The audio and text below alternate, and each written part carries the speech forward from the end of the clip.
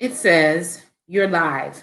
So I am live. Good evening, everyone. Now that I come on only on Wednesdays, it seems like such a long time from one week to the next when I get to connect with you all and just kind of share things that you can do to build your business and your life. So, welcome to Build with Tanya Live.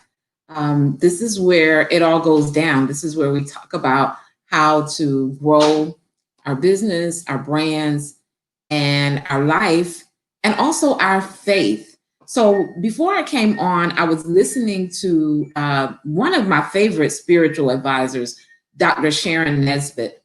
And in the process of listening to the broadcast, she had some guests on, and they were really breaking down the things of God.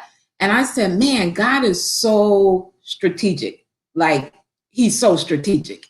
And I truly believe that it is God's intent for us to be really strategic as well. On this particular broadcast, we are talking about re examining how we do business, re examining how we do business. And I have 5 things to consider that I want to share with you on this evening as you take another look at your business. Now, this particular time of the year is sacred for me because I start looking at my new year. I start reflecting back on some things and, really just processing how I want to move forward. Now, this is so in alignment with what happened for me the end of August. I was outside in my garden. So for those of you who don't know, maybe this is your first time, I'll do a quick introduction in a moment. But one of the things that I do with my time freedom, one of the things I enjoy doing is gardening. And this year I've really taken it to another level and I've gotten really serious with it. But what has been so beautiful for me, especially during the stay-at-home time and us having to do the social distancing and all those things, is I just love my time in the garden. And so around the end of August, I was in the garden. I usually get a lot of downloads from God when I'm out there just with nature, kind of talking to God. It's like that's where I personally meet him at. And at the end of August, I heard God say, September is sacred. September is sacred. And so I'm a words girl. I went to go, look up the word sacred and September.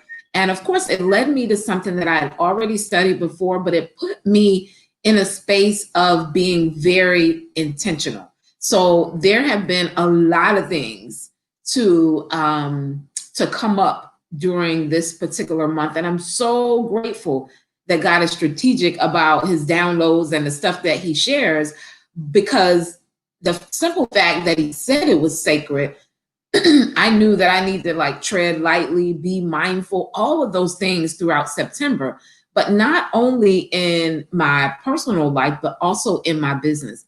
I truly believe that many women in business are building businesses off of tactics. So what I mean by that is most of what they're doing in their business is something they can play with now. I'm gonna say that one more time. Most of what they're doing in their business is something they can play with now. A customer they can get now, a client they can get now, a move they can make now. But when you become strategic, you begin to think long term. You begin to really look at every part of your business and the business building that you're doing. You begin to look at it in a different measure. Sacred, right? It's sacred September. So let's go ahead and use the word sacred. You begin your processes, the things that you do, the people that you connect with, the people you listen to, the people you converse with, all of that becomes sacred. I believe that entrepreneurship is one of the most important ways someone can ever really grow and build their life, because everything that isn't right shows up in entrepreneurship. I believe that our personal life rolls over completely into our businesses. One of the reasons why I teach from a full circle perspective, thus the name of my consulting business is Renewed Full Circle, because I believe your personal life, it rolls over into your business. And as we grow personally, our business grows to that same measure. For instance, right? So in one of my recent coaching calls with a client, we were talking about a new strategy for them to implement in order to, one, gain more time freedom in their business, but also to earn their revenue with much more ease. Now, this isn't a small time, I just started entrepreneur. This entrepreneur has been in business for quite some time. They are well over, six-figure marks. They have more than one business, but they come to me for systems and support in order to move to the next level. Because I find that what normally keeps people from actually doing the strategic things that moves them from actually being like self-employed to an actual business where the business is running for you and you're not having to be present and available so much physically in the business. What normally holds people back is a lot of personal things we got going on. And, they shared with me that they had trust issues, right? And so this is just one way that I want to share with you all that our personal life does roll over into our business. And so we often have to take on a new measure of faith for anything that we're wanting to do, especially if we're wanting to transition to something else. Maybe you're in corporate and you're realizing that you don't have as much job safety as you thought you did, but you have a skill set or a level of expertise that you want to monetize. There's got to be a level of trust, right? If you have a business and you're so used to making the money by your hands, like you're the person that makes it all go down. And you can hustle your way to six figures. You can hustle your way past six figures. But at some point, you begin to burn out. At some point, the business that you loved, you no longer love anymore. Because instead of you running the business is running your life. And so it requires a measure of you trusting what's at the next level, of you trusting that you're going to do what's necessary. Like as you take one step, when you see that there's something else that you need to do or invest in, you trust that you're going to do that and you trust that it's going to work out. And so our mindset and even things that we may have endured before. If you all watched my broadcast last week, I talked about money mindset and how much of our money ceilings are established by things that occurred in our childhood. And for many of us, even moving forward in our business to scale our business to the point where, we've duplicated our processes and we put systems in place, but somebody else is doing the systems. We're just managing them. That seems to be one of the hardest things I find for most people, especially around that six-figure mark when they need to go to the next level where, the money is coming in. So it can be a slight comfort zone, but it's not comfortable in how they're building it and how they're sustaining it. Oftentimes there may be something personal, right, that you have to overcome in order to get to that next level. But I want us to be really intentional about how we're doing business. I want to talk about 5 things with you on today to consider when it comes to how you're doing business. Number 1, I want you to understand that you're really being paid to think. I'm going to say that one more time. I want you to understand that you, as you're building your business, what you're really getting paid for is your ability to think. Now, for those of you who want to comment, this is on a platform called StreamYard. So you have to give StreamYard permission in order for you to comment. They're not going to do anything to your Facebook or Periscope or YouTube because I'm on all 3 platforms. But you do have to give them permission in order to comment. So that's how you can interact with me. Just give StreamYard permission. But what you're really being paid for in your business is to think. And so as you become a better thinker, your business grows. But what I find is most people don't have the time to really think. So they're just doing something they can play with now. They're doing what's routine.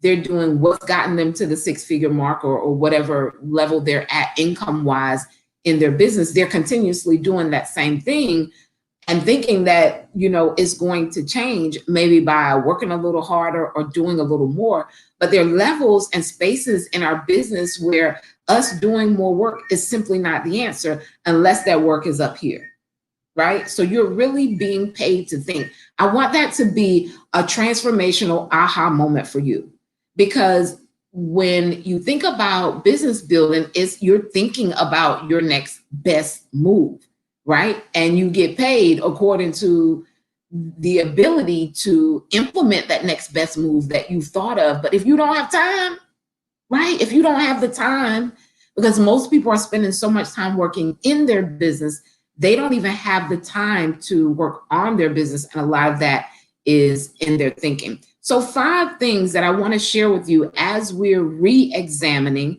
because I'm sure you look at your business or you think about your business quite often, but I want to give you all some new perspective for those of you who are really wanting to go to your next level and you're trying to figure out, I want to, but I'm already overwhelmed. Like I already feel like I can't do the things that I know are necessary to grow my business. One, you need to hire you some help, right? Y'all stop being afraid to get employees in your life, right? So that you can really run your business. But here are 5 things to think about when we think about the concept or the thought of re-examining our business. Number 1, are you accepting an underperforming business? Have you been accepting an underperforming business? When you really think about what your business is doing, is your business capable of more, right? So the first thing you want to ask yourself is, have I been accepting an underperforming business? Doesn't mean that the business hasn't been performing. It doesn't mean that the business has not been producing revenue. But if you're honest with yourself, have you been accepting an underperforming business, meaning your business is actually capable of earning even more? That's the first thing I want you to think about. The second thing is, although the money, we're re-examining our businesses here, although the money is coming in, how fulfilling is the role that you play in your business? How fulfilling is the role that you play in your business? What I find oftentimes is entrepreneurs stay in a role in their business that they have outgrown, right? And this is where burnout comes in. This is where frustration, I don't want to do this anymore. This is where all of this comes in because you haven't allowed yourself to outgrow the role that you used to play. So maybe your role before was very, very hands-on. And maybe it's time for you to step into a new space in your business where you're hiring people. And your role now is more of a visionary, more of a thinker, right? The real think tank of your business. And listen, your business will pay you to think, right? To the level that you think about strategy, that you move actually from doing tactics into strategically building your business, thinking up long-term for your business. One of the questions that always helps is this something that I want to continue doing for the next 5 to 10 years, the way that you're doing it now? It's always a great question to ask. Is this something that I want to continue doing for the next 5 or 10 years, the way that I am currently doing it now? So although the money is coming in, how fulfilling is the role that you're playing in your business? I believe in building a healthy business, guys, right? Because we are the sum total of our business. And if, our business is running our life instead of us running our business, that's not a healthy business, right? So of course we're in this because we want a coin, we want to make more revenue, but we also want to give value to people. We want to be of service to people. And when we're operating in a role that's no longer fulfilling, it's hard. It's hard to stand in that place, right? It's hard to keep doing the same thing over and over again and not getting the results that you desire. And so maybe it's time for you to change roles in your business. Maybe it's time for you to re-examine what you're really doing in your business and say, is this really working for me, for the fullness of my life? Number 3, are you focused on in-house marketing or just new people all the time that you can get on social media? We're re-examining our business right now, okay? And what I mean by that is it's so much easier to have a client or customer that you've already serviced do business with you again or on another level or at another measure than it is to even get a new client. And what I see on social media is people constantly looking for new people and overlooking a huge part of their revenue opportunity by not having like an in-house marketing strategy available for the clients that they already serve, right? So I want you guys to re-examine your business and really think about this thing, because the goal for you should be to go deeper before you go wide. How much further can you help the clients that you already have? That's something I want you to think about, because now I do think you should always have an influx of new people, but we want to make sure as we're re-examining that we're not overlooking the people that we've already served. Because if you don't figure out how to grow and expand to the point where you can serve them at another level, yes, they go somewhere else. And this is what, is coming up for me as I'm speaking now. Many people don't even know the lifetime value of a client. So about how long does, from the time a client connects with you and begins working with you or having services with you, how long do they normally stay? That is the lifetime value of a client. And when you really understand what that revenue is, you may do more in-house marketing. You may do more connecting with people that you already, have as clients and customers. Not to say that you don't do strategies to bring in more clients. I feel all of you should have some type of lead offer, opt-in or something on your website, attracting new people. But are you also overlooking the people that you currently serve or you've already served? That's the third thing in re-examining your business. It's so easy, right? It's so easy to forget to connect with what's already in your hand. Number 4, this is the next question. And the only person that can really answer this question is you. Does your business run your life? Does your business run your life? The number of entrepreneurs who come to me, which I'm tripping, right? Because they come to me because that is my level of expertise. But the number of entrepreneurs who come to me because they're like, I'm overwhelmed in my business. Like, I'm making the money, but man, I'm tired. I'm exhausted. When I'm finished, I just want to go to sleep. I just want to fall out. I can't find time for vacation. I hear this more often than not. As I said before, it's understandable because I help people to put systems in place in their business that allow them to automate some things, that allow them to create more time freedom as they're gaining even more financial freedom. But I'm just saying, it's not. There are quite a few people whose businesses actually running their lifestyle. They're running around putting out fires.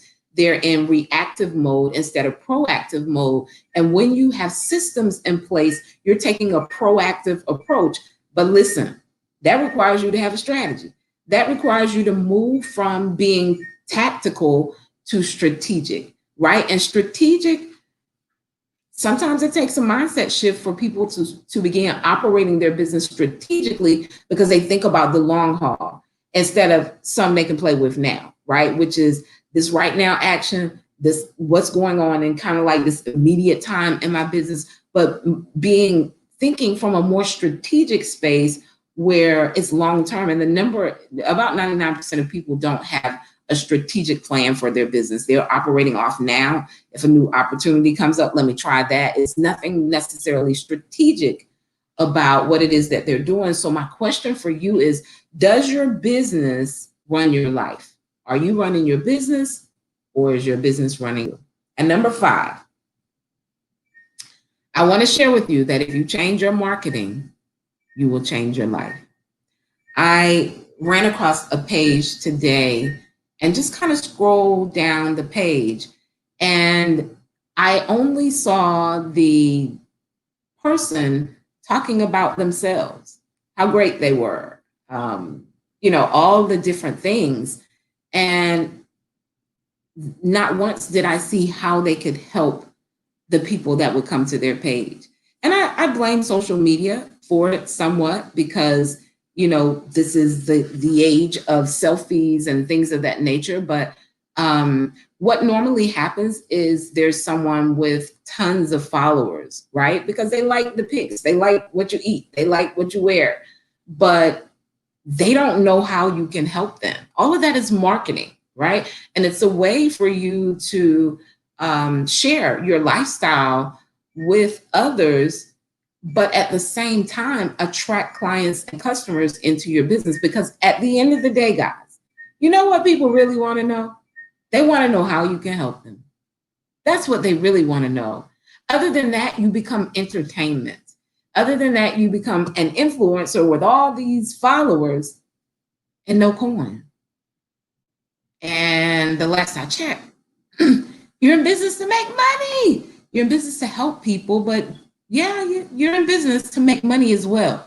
So if you change your marketing, you will change your results, right? If you understand who your perfect people are, if you understand what your value proposition is or how you really help and serve people, you can speak that language and attract people where it actually converts to coin.